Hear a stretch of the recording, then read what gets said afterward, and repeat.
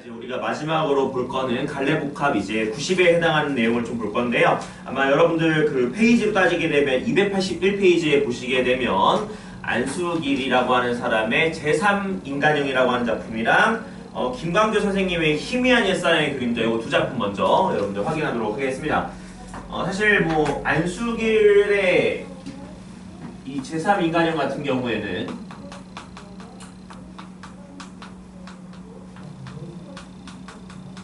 일단 6.25 전쟁이라고 하는 것을 기반으로 좀 잡고 읽으시면 그래도 좀 납득되는 내용들이 있는 겁니다. 그러니까 이제 6.25 전쟁이 터지고 나서 이제 여러 명의 사람들이 어떤 각자만의 어떤 삶을 이제 살게 되잖아요.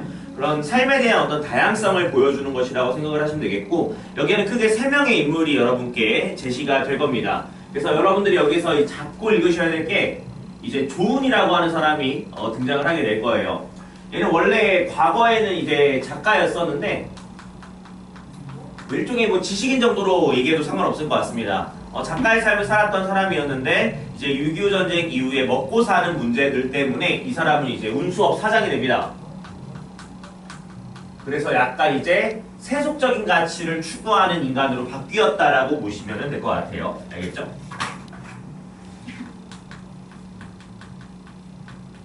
그래서 요 삶을 살고 있는 사람인데 여러분들이 이 사람을 좀 잡고 읽으시면 되겠고, 자, 그 다음에 여기서 이제 미라고 하는 애가 나올 겁니다. 이 미라고 하는 애는 이제 조은의 이제 제자였다라고 보시면 되겠는데요. 원래는 그래도 되게 집안이 부유해서 이제 괜찮게 잘 지냈었는데 이 6.25 전쟁이라고 하는 걸 겪게 되고 나서부터는 일종의 어떤 사명감을 가지고서 간호장교가 이제 되겠다라고 이제 마음 먹는 인물인데, 아마 여러분들한테도 학교에서 얘기를 했으면은 뭐 괜찮겠지만은 만약에 이것과 관련된 거 나오게 되면 얘를 반응하시면 되거든요. 보통 얘를 이제 우리가 약간 이체적인 인물 유형이라고 얘기를 좀 많이 합니다. 그래서 되게 순수하고 세상 물정을 잘 몰랐던 그런 친구가 갑자기 사명감을 띠고서 성격적인 부분이 확 바뀌기 때문에 그런 것들을 가진 친구라고 보통 얘기를 많이 하고 있고요. 자, 그 다음에 여기서는 이제 석이라고 하는 캐릭이 나올 겁니다. 그래서 이 석이라고 하는 애도 이제 이렇게 셋이서 같이 다닌다고 보시면 되는데요. 얘는 현재 이제 생계 문제 때문에 학교 선생님을 하고 있는 상황입니다.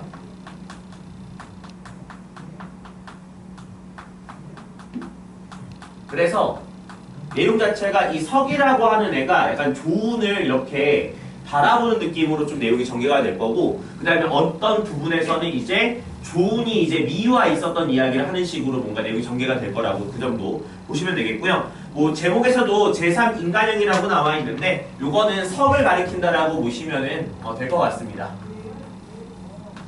알겠죠? 자, 바로 내용 읽어보죠. 서로 말로 하는 수작을 보아서는 지극히 친밀하고 흉엄을 없는 사이인 것 같은데 어쩌면 하나 조은은 저렇게 풍부하고 기름이 흐르고 하나 석을 얘기하는 거겠죠. 저렇게도 몰골이 초라할까? 즉 얘와 얘의 생김새가 서로가 대조된다라고 여러분들이 느끼시면 되겠죠. 둘 사이에 주고받는 대화는 어울리지 않는 외면의 현격한 차이가 마치 만화의 인물이 튀어나와 실제로 움직이는 것을 본 듯했을 것이다. 동료들의 호기심은 이 점에 있는 것이 아닐까? 사실 석도 몸짓과 차림이 얼른 알아볼 수 없으리만큼 변해버린 작가 조은을 대할 때 경의의 눈을 뜨지 않을 수가 없었다라면서 이 조은이라고 하는 사람이 약간 예전과는 달리 확 바뀌었다라고 하는 것을 우리한테 보여주고 있죠. 아까 이 정보가 있었기 때문에 여러분들도 아마 부담감은 없을 것으로 확인이 돼요. 억지로 전해하던 버릇대로 농조로 말을 끄집어냈으나 그와 대조하여 석 자신의 몰골이 얼마나 초라할까가 마음에 걸려 미상물, 주눅이 잡히기까지 하였다. 아니, 잘도 이렇게 봄이 나고 이렇게 옷을 입고 이렇게 훌륭한 모자를 쓰고 또 고급차로 출입을 하고 할 때가 있었던가. 세상은 변하고 볼 일일세라고 얘기하면서 세웅지마라고 얘기하는 것이죠.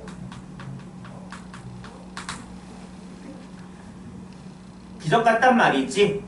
사실 기적이라고 말할 수도 있었다라고 되어 있어. 당연하죠. 조은의 이 과거의 모습을 지금부터 보여줄 건데요. 과거를 보게 되면 얘 삶이 되게 찌질했었거든. 이제 그러니까 이제 이런 얘기를 하는 거겠죠. 작가 조은이라면 옛날 얘기하는 거야. 독특한 철학적인 명제를 그것을 담는 난삽한 문제를 고집하는 작가로서 개성이 뚜렷한 존재였다. 더욱이 자신의 충실하고 문학에 대한 결백성을 굳게 지켜오는 것이라고 문단인의 존경을 받아오던 사람이었대요. 그러니까 조은이 작가 시절에는 어떤 세속적 가치나 이런 것들이랑은 전혀 관련이 없었고 진짜 약간 작가로서 어떤 작가의 어떤 고집 이런 것들을 유지했던 사람이었었기 때문에 다른 사람들의 존경까지 받았다라는 거예요. 그를 따르는 문학소녀도 많았다. 그게 이제 하나가 미이죠. 무엇을 깃들어 있는 것 같은 풍모와 작품, 범속, 속세적인 것을 싫어하는 문학소녀들의 단순한 호기심이랄까. 그러나 그 반면에 문학적인 적도 많이 가지고 있는 사람이었다.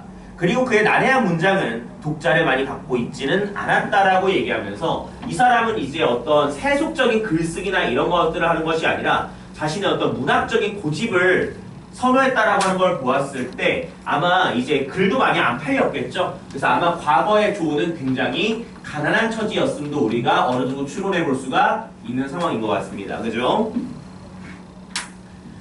그리고 이어서 신화에서 찾아 얻으려는 사람만은 시인을 할 수 있다 는 그의 인간적인 신념은 그대로 그의 문학적인 신조였다. 항상 생각하고 자신이 생각해서 도달하는 것만이 진리라고 단정한 그는 그러므로 과자이었고 많이 안 썼다 보시면 돼요. 생활은 늘 궁하였다. 그러나 여기 밑줄 생활을 유지하기 위하여 매문 할 만한 문장은 있지 않았다라고 얘기하면서 과거의 조은은 작가로서의 신념을 지키는 데만 몰두해 있었고 가난한 처지로 쭉 살았다라고 하는 거. 항상 초라함을 하고 있는 그는 외면적인 차림에 도무지 무관심이었다. 생활력이 어지간한 부인의 덕으로 아이들은 굶기지는 않았으나 가정을 돌보지 않는 것이 몸차림에 무관심이란 것이나 다를 것이 없었다. 무슨 회합이든 공식 모임에는 나가지도 않았을 정도로 외골수였던 것 같은데요. 우리 벽차고라고 하나요? 그죠? 약간 그런 캐릭터였던 것 같죠? 자, 근데 석은 오랜만에 만나 조은과 식사를 하고 그 자리에서 미희가 조은에게 보낸 검정 넥타이 동그라미, 이게 바로 어떤 미희라고 하는 애가 조은을 존경한다라고 하는 걸 보여주는 하나의 근거거든요. 검정 넥타이는 조은이 6.25 전쟁 전에 일상적으로 매던 것이라고 되어 있어. 그렇다면 이 검정 넥타이라고 얘기하는 것은 작가인 조은에 대한 리스펙이라고 보면 되겠군.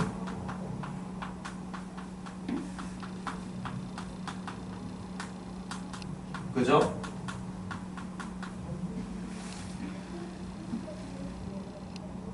미가 속세에 초연했던 당시의 조은과 잘 어울린다고 생각했던 물건이다.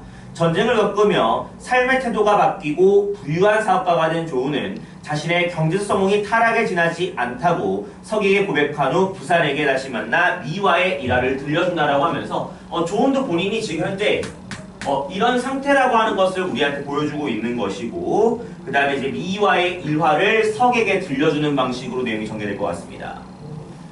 선생님은 살아가는 것을 즐겁다고 생각하세요? 오금박든 말하였네. 나는 뜨끔하였네. 그리고 일부러 내 편에서 더 명랑수를 떠며 응수했네. 그건 미인답지 않은 질문인데, 오라 사변통의 불행으로 미의 인생관이 변했군 그래. 그러니까 이를테면 180도 전환으로 지금은 인생을 비관한단 말이지라고 얘기를 하면서 아마 미인은 되게 과거에 해맑고 낙관적인 캐릭터였었나봐요. 근데 6.25 전쟁 이후에는 뭔가 얘가 바뀌었으니까 조은이 이렇게 얘기를 했었겠죠. 비관하는 건 아니에요. 비관 안 해? 그럼 안심이야. 비관 안 하면 역시 낙관이겠군. 비관도 낙관도 아니에요. 그럼 중간판과 중간판 없어졌어. 말재주는 어디서 그렇게 내셨어요? 미의 침울이 풀려진 듯해 나는 될 수 있으면 그로 하여금 명랑했던 서울 시절을 회상하도록 기억을 이어서요. 남아있는 서울서의 화집을 끄집어내었다. 이것도 아니면 세상에 나오질 않았군 그래. 옷반지 언지 모르는 그 애기에게 앵구할 걸 그랬어. 선생님도 기억도 참 좋으시네요. 그 말이 있지 않으셨군요. 그러나 그렇게 생각하진 않아요. 역시 이 생에 나온 걸 고맙게 여겨요. 기쁘게 여겨요. 그렇게 생각한다? 그럼 더욱 안심이군. 그러니까 결국 미희 생각 변한 게 없구나. 서울 때처럼 명랑해지고 기운 내라고. 생각 변한 게 있다면 이걸까요? 뭐? 역시 변한 게 있나? 여기 밑줄. 그 어려운 목숨과 형체를 받아 사람이 세상에 나오게 된 것이니 필요 없이 내보내지 않았을 거예요. 이 세상에 꼭 할 일이 있기에 내보낸 것이 아닐까요? 라고 얘기하면서 이게 바로 선생님이 얘기했던 사명감과 관련된 이야기를 하겠다라고 하는 걸 보여주는 근거죠. 사명을 지고 왔단 말이지. 예, 사명이요. 보람있는 사명이요. 문득 나는 나 자신을 돌이켜보고 움찔했었네. 미는 말을 이었네 라고 얘기하면서 미의 생각을 들으니까 조은도 내가 뭔가 좀 잘못된 게 아닐까 라고 판단했겠죠. 그러나 제 사명을 바로 찾아 그 사명을 다하는 사람도 있고 못 찾고 거지처럼 보람없이 인생을 마치는 사람도 있을 거라고 생각을 해요. 그럼 미 사명은 미는 머리를 숙이더니 낮은 목소리로 중얼거리며 말했네. 해치고 찾아봐야 하잖아요. 이튿날부터 부산에서의 새 사업 계획에 무망한 틈을 타서 나는 미희를 만났고 그의 판잣집도 찾아갔다라고 얘기하면서 이제 미희가 되게 가난한 처지가 되었다라고 하는 것을 보여주고 있는 것이죠.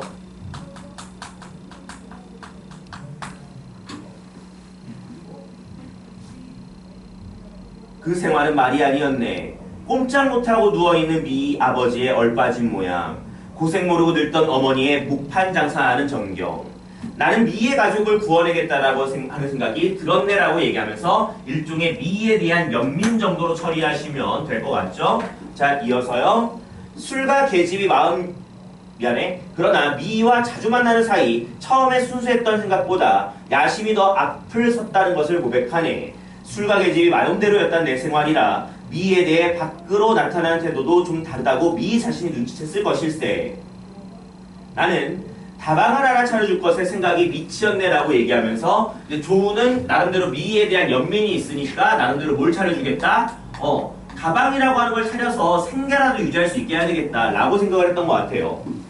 이것이면 내 힘으로 자금 유통도 되고 미희의 명랑성, 센스도 살릴 수 있고 수익도 문제가 없다고 생각을 했네라고 얘기를 하면서 나름대로 조우는 미희에게 이제 도움이 되고자 하는 방향으로 얘기를 했었지만 사실 미희의 생각과는 좀 달랐죠. 왜? 미희는 나름대로 아까 전에 사명감이라고 하는 말을 썼기 때문에 그 사명감에 어울리는 해야 되는 일을 해야 된다고 느끼는 건데 조우는 그걸 조금 다르게 봤던 것 같아요.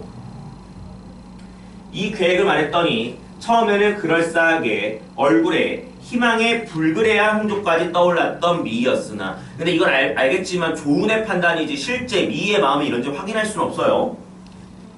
다음날 5일간의 생각할 여유를 달라는 것이었네. 더 생각할 여지도 없는 터인데 망설이는 것이 이상했으나 그러마하고 나는 동화극장 옆에 있는 마침 물려주겠다라고 하는 다방 하나를 넘겨받기로 이야기까지 했어. 근데 그 닷새는 날이 오늘이고 정한 시간에 연락 장소인 다방에 갔더니 신부름꾼이 내린 것이 종이꾸러미였었네. 펴놓고 놀라지 않을 수가 없었어. 다른 길과 달라 여기 밑줄 간호장교이고 보니. 그죠? 그러니까 미희가 실제로 얘기했던 이 사명감은 간호장교로서 뭔가 나라에 도움이 될 수 있는 일을 하는 것이 맞다라고 봤던 것이었죠. 생활방편을 위한 것임이 아님이 대뜸 진작이가 같고 더욱 나의 뒤통수를 때린 것이 검정 넥타이였네.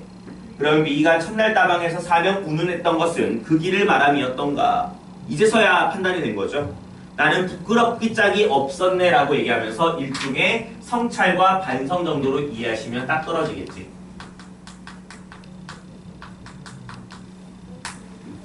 검정 넥타이를 들고 나는 비로소 3년 동안 내가 정신적으로 타락기를 걷고 있었다는 것을 뼈아프게 느꼈네. 미희가 말하는 그 사명의 길을 찾는 길, 사명을 다하는 일을 나는 사면이라는 외적인 격분 때문에 포기하고 만 것일세. 가장 잘 생각하는 체하던 나는 가장 바보같이 생각을 했고 부박하다고 세상을 모른다고 여겼던 미희는 사변에 의해 키워져 굳세어졌고 올바른 사람이 되었던 것일세. 이렇게 생각하자 나는 천야마냐한 낭떠러지를 굴러가는 것 같았네. 부르면서 거서 잡으려고 한 것이 친구의 구원이었네. 그게 바로 내가 너를 찾은 이유야 라고 얘기하면서 조은이 이제 석을 찾게 된 이유에 대해서 설명하고 있었던 것이죠. 일종의 자신에 대한 부끄러움인데 그 부끄러움을 고백할 대상이 석 너밖에 없었다라고 얘기하고 있는 것이죠. 즉 이 작품은 이렇게 우리한테 6.25 전쟁이라고 하는 것들이 지식인들한테 어떠한 영향을 주었는지를 보여주는 소설 정도로 보시면 될 것 같습니다. 자, 그 다음에는 바로 김강규 선생님의 희미한 옛사랑의 그림자 바로 보죠. 자, 요건 여러분들이 그냥 머릿속에 소시민적 태도를 그리세요. 그래서 기성세자가 되어서 변해버린 자신에 대한 자조적인 인식, 그 다음에 그에 따른 일종의 소시민적 태도를 보여주는 작품 정도로 여러분들이 정리하시면 좋겠습니다. 자, 4.19 나던 해라고 되어 있어 우리한테 역사적인 배경까지 여러분께 주고 있다라고 할 수 있겠군요. 세민, 한 해가 끝날 무렵 우리는 오후 5시에 만나 반갑게 악수를 하고 여기 밑줄 불도 없이 차가운 방 안에서 하얀 입김을 뿜으며 라고 되어 있어요. 그러면 알겠지만 굉장히 열악한 환경 속에서 이들은 토론을 펼치고 있다라고 하는 것을 알 수가 있는데 거기에서 어떻게 반응이 됩니까? 뜨거운, 열띤 토론을 벌였다라고 되어 있어. 일종의 촉각적인 이미지의 대비. 그죠? 이런 것들을 우리한테 확인시켜준다라고 얘기할 수가 있겠습니다. 자, 그래서 이렇게 얘기합니다. 어리석게도, 이건 일종의 단어적 표현에 해당이 되겠죠? 어리석게도 우리는 무엇인가 이상인가를 정치와는 전혀 관련이 없는 무엇인가를 위해서 살리라 믿었던 것이다. 즉 젊은 날에는 우리가 아직 젊으니까 우리가 원하는 이상이라고 하는 걸 구현할 수 있지 않을까라고 얘네들은 밤새 토론했던 거겠죠. 그지? 결론 없는 모임을 끝낸 밤 회화동 로터리에서 대포를 마시며 구체적인 공간적 배경도 언급이 되어 있군요.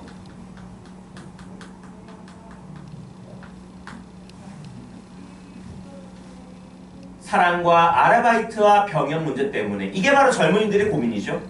우리는 때묻지 않은 고민을 했고 아무도 귀그려지지 않은 노래를 누구도 흉내낼 수 없는 노래를 저마다 목청껏 불러다가 돈을 받지 않고 부르는 노래는 겨울밤 하늘에 올라가 별똥별이 되어 떨어졌다. 밑줄 그으시고 끊어주시면 좋을 것 같습니다.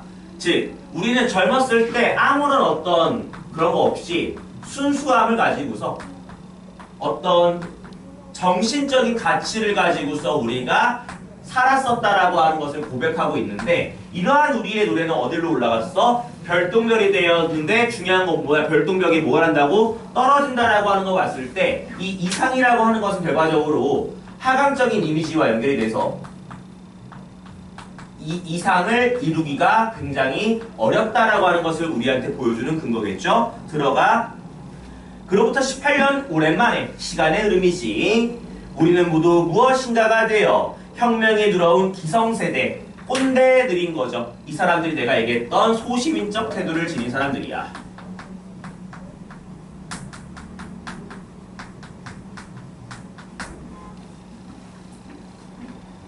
그러면서 넥타이를 메고 다시 모였다라고 되어 있어. 자, 이 넥타이는 기성세대를 상징하는 것으로서 일종의 억압이라고 이해하시면 되겠죠?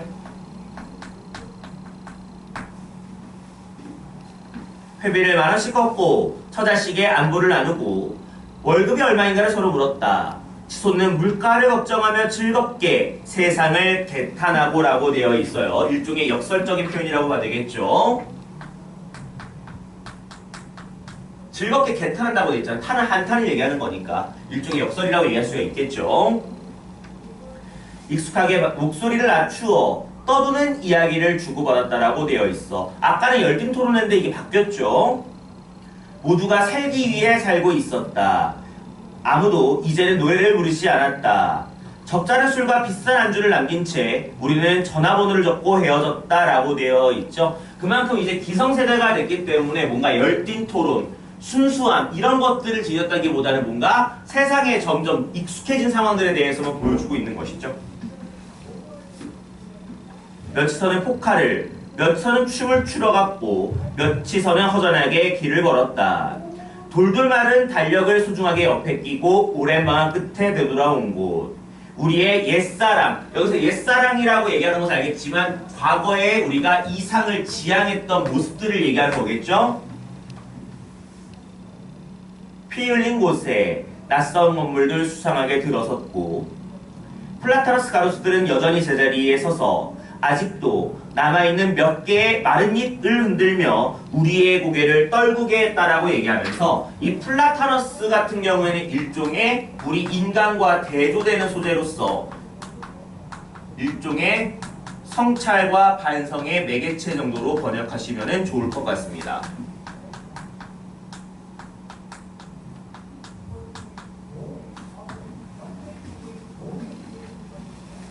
이어서요. 낯선 건물들 수상하게 들어섰고, 그죠? 우리는 이에 따라서 플러스에서 받고, 연결, 부끄럽지 않은가, 부끄럽지 않은가. 성찰이죠. 그치? 딱 최승호의 국어 같은 거 딱 떠올리시죠? 이거 보게 되면.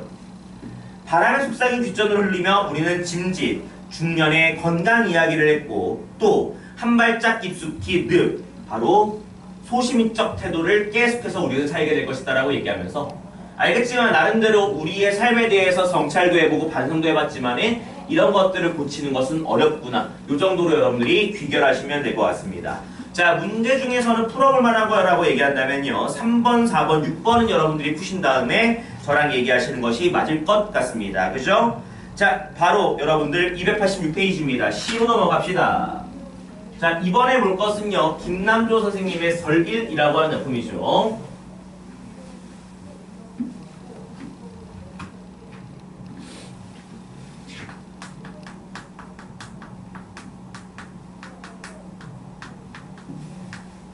눈 내린 모습을 바탕으로 썼다라고 보시면 되겠고요. 이건 이제 바로 들어가도록 합시다, 여러분들. 자, 겨울나무라고 되어 있어. 계절적 배경 나와 있죠.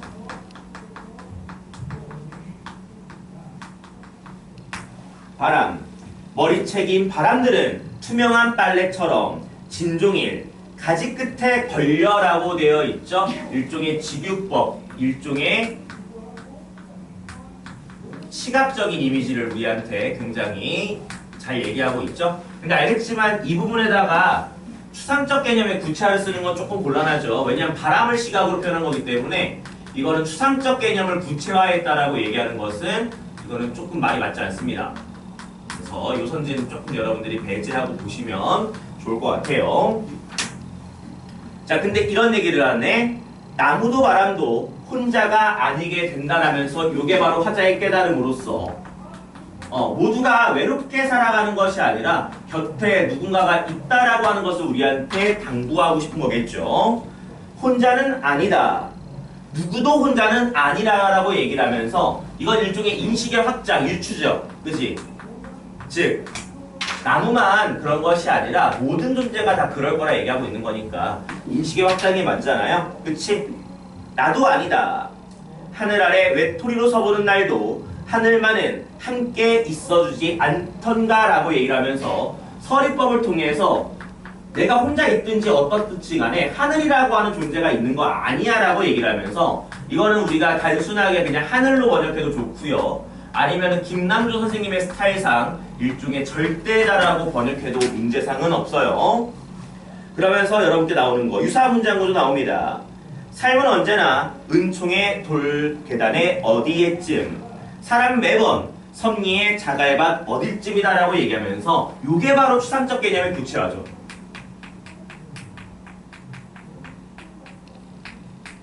그치?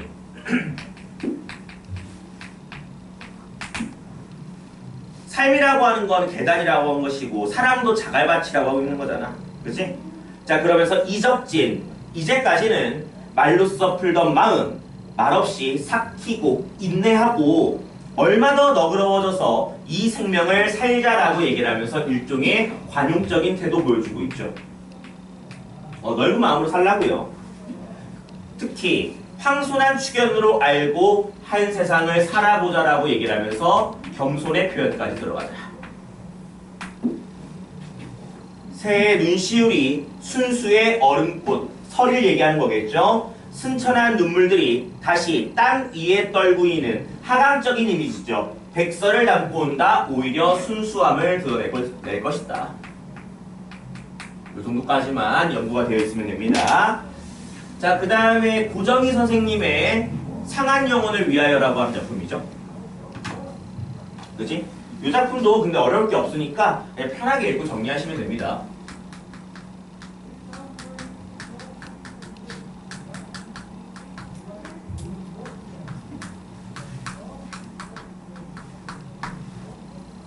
읽어볼게요. 자, 상한 갈 때라도 하늘 아래선 한 계절 넉넉히 흔들리거니라고 되어 있어. 자, 이 상한 갈 때라고 하는 존재도 여러분들 넉넉하게 흔들린다라고 되어 있으니까 일종의 어떤 여유가 있는 것을 여러분께 보여주고 있고 일종의 의연함 정도로 우리가 이해하시면 되겠죠. 뿌리 깊으면야 왜냐? 밑둥이 잘려도 여기 밑줄 새 손이 독건이라고 얘기를 하면서 왜? 결과적으로 그 잘린 데에서도 생명력이 나타날 거라고 하는 것들 일종의 삶에 대한 의지를 보여줄 거니까 요거는 문제가 없다. 그러면서 충분히 흔들리자 상한 영혼이여. 그 갈대는 곧 나의 영혼이었군요. 충분히 흔들리며 고통에게로 가자라고 얘기를 하면서 우리가 흔들리게 되면 이 고통도 이겨낼 수 있다라고 하는 인식인 거죠. 특히 뿌리 없이 흔들리는 부평초잎이라도 굉장히 열악한 상황이죠. 그치? 걔네들도 물고이면 꽃은 피거니 이 세상 어디에서나 개울은 흐르고 이 세상 어디서나 등불 희망이 켜지이라고 얘기를 하면서 일종의 대꾸법을 통한 삶에 대한 희망을 여러분께 나타내고 있다 정도로 번역하면 되겠지. 가자 고통이여 삶앗되고 가자라고 얘기를 하면서 청유형 종결어미를 통한 일종의 권유, 의지를 다시 한번 여러분께 드리고 있는 상황이고요. 외롭기로 작정하면 어디인들 못 가겠는가? 가기로 작정하면 지는 애가 문제겠는가? 라고 얘기를 하면서 대꾸법과 서리법을 통해서 우리 인간들은 힘을 내서 앞으로 가야 된다 라고 하는 것을 여러분께 보여주고 있다. 이 정도로 귀결하시면 되겠죠? 그치? 자, 이어서 읽어보자. 고통과 서름의 땅. 시련과 고난이죠. 헐헐. 음성상인 거 챙겨. 가끔 물어본다게. 내신 때니까 조금 더 예민. 지나서 뿌리 깊은 벌판으로 가자. 그러면 이거 공간의 대조죠. 시련과 고난이라고 하는 어떤 삶이 있다라고 얘기한다면 우리한테 어떤 희망이 주는 공간이 있다. 그지? 그것을 얘기하는 것이고요. 두 팔을 막아도 바람은 불듯 영원한 눈물은 없느니라 영원한 슬픔도 없다라고 얘기하면서 일종의 삶에 대한 긍정적인 인식을 대꾸법을 통해 보여주고 있는 것이죠. 캄캄한 밤, 시련의 밤이라도 하늘 아래에선 마주잡을 손이 하나 올 거라고 얘기를 하면서 일종의 연대 의식을 보여주는 작품 정도로 여러분들이 정리하시면 되겠습니다. 자, 마지막 수필 하나 보죠. 이청준 선생님의 아름다운 흉터라고 하는 작품인데요. 이거 근데 내용은 내가 뭐 별게 없어가지고서 정리할 거는 없을 것 같고 그냥 읽으면서 여기는 여러분들이 좀 끊어서 잘 봐봐. 이 정도만 얘기를 할게요. 수업할 게 없습니다. 얘는.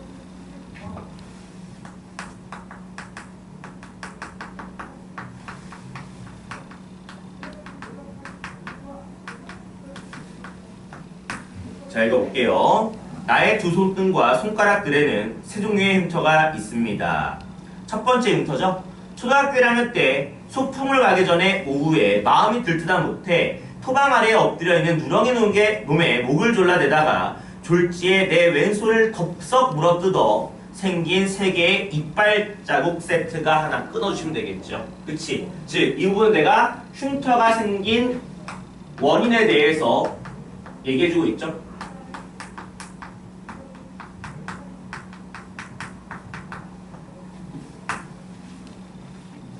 두 번째, 초등학교 5학년 때 산에 나무하러 갔다가 조그마한 도둑톱질 끝에 내 쪽으로 쓰러져 오는 나무 둥치를 피하려다가 마른 가지 끝에 손등을 지켜 생긴 기다란 상처 자국 그 둘이라고 되어 있지. 끊어봐. 나의 두 번째 상처가 생긴 원인이고요. 그 다음에 우리 집이 가난한 처지였기 때문에 내가 나무를 할 수밖에 없었다라고도 이해해도 전혀 문제가 없겠죠. 자, 들어가 세 번째. 고등학교에 다닐 때까지 방학이 되면 고향에 내려가 문박거지와 푸나무를 하러 다니며 낫지를 실수할 때마다 왼손과 장지손가락 겉쪽에 하나씩 더해진 나 상처 자국이 나중에 이리저리 이어지고 뒤엉키며 풀러흩어진 실타래의 형국을 이루고 있는 것이 세 번째 흉터의 꼴 모양이다. 뭐 어렵지 않죠? 그지? 그런데 나는 시골에서 광주로 전학을 갔다라고 되어 있으니까 이것도 마찬가지로 공간의 어떤 대조, 공간의 이동을 보여주고 있죠.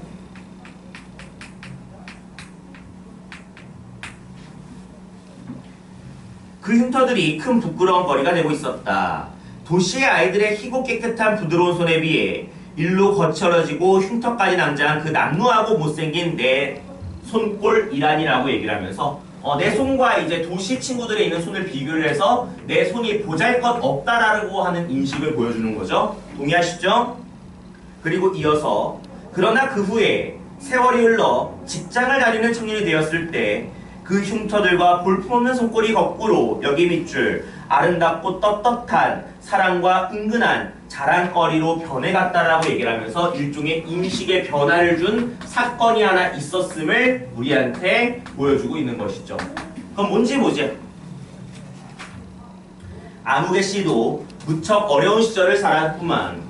난 그 흉터들이 어떻게 생긴 줄을 알지라고 얘기를 하면서 나의 상처, 나의 흉터에 대해서 공감하는 사람이 생긴 거죠. 직장에 나이 든 선배님이 어떤 자리에서 내 손등에 흉터를 보고 그의 소중스러운 마음속 비밀을 건네어주듯 자신의 손을 내게 가만히 내밀어 보였을 때, 그리고 그 손등에 나보다 더 많은 상처 자국들이 손이어 있다는 것을 보았을 때부터였다. 그렇다. 그 흉터와 흉터 많은 손꼴은 내 어려웠던 어린 시절의 모습이요, 그것을 힘들게 참고 이겨낸 떳떳하고 자랑스러운 내 삶의 기록일 수 있었다라고 얘기를 하면서 일종의 성찰을 해볼 수 있는 매개체라고 얘기하고 싶은 거겠죠. 그 나이든 선배의 경우처럼 우리 누구나 눈에 보이게든 안 보이게든 삶의 쓰라린 상처를 겪어가며 그 흉터를 지니고 살아가게 마련이요, 또 어떤 뜻에선 그 상처의 흔적이야말로 우리 삶의 단단한 마디요, 숨은값이라도 할 수도 있을 것이기 때문이다. 그렇다면 그것은 오직 나만의 자랑이나 내세움거리로 삼을 수는 없으리라. 그것은 오히려 우리 누군가가 자신의 삶을 늘 겸손하게 바라보고 참 삶의 뜻과 값이 무엇인가를 새롭게 비춰주는 거울로 삼음이 더 뜻있는 것일 것이다 라고 얘기하면서 일종의 교훈 정도로 치부합시다. 이런 생각 속에서도 때로 아쉽게 여겨지는 일은 요즘 사람들은 상처나 흉터 하나 지니지 않으려 함은 물론 남의 아픈 상처 또는 거기에 숨어있는 값이나 뜻을 이해하지 못하는 사람도 흔해 빠진다라고 얘기를 하면서 세태들을 비판하고 있는 것이죠. 그러니까 우리 필자는 이 흉터가 나름대로 나라고 하는 사람을 성숙하게 하는 과정이라고 이해하고 있는 거겠죠. 아무쪼록 자기 흉터에 대한 겸손한 긍지를, 남의 흉터에 대한 위로와 경의를, 그리고 흉터 많은 우리 삶의 사랑의 창가를 함께 할 수 있기를이라고 얘기하면서 예찬으로 마무리. 이 정도면 될 것 같습니다. 문제 풀어볼 만한 건 1번, 4번 정도만 풀어보시면 될 것 같습니다. 자, 이렇게 되면 여러분들 내용은 끝났다고 볼 수가 있겠죠? 그치? 그래서 여러분들 일단 여기 말고도 선생님이 뭐 기회가 된다고 한다면 뭐 수완이나 이런 거에서 좀 독특한 것들은 좀 선생님이 촬영을 해서 여러분들이 조금 더 편하게 볼 수 있도록 유도하겠습니다. 자, 지금까지 듣느라 고생들 했고요. 수업 때 혹은 영상을 통해서 계속 만나요. 고생했어요.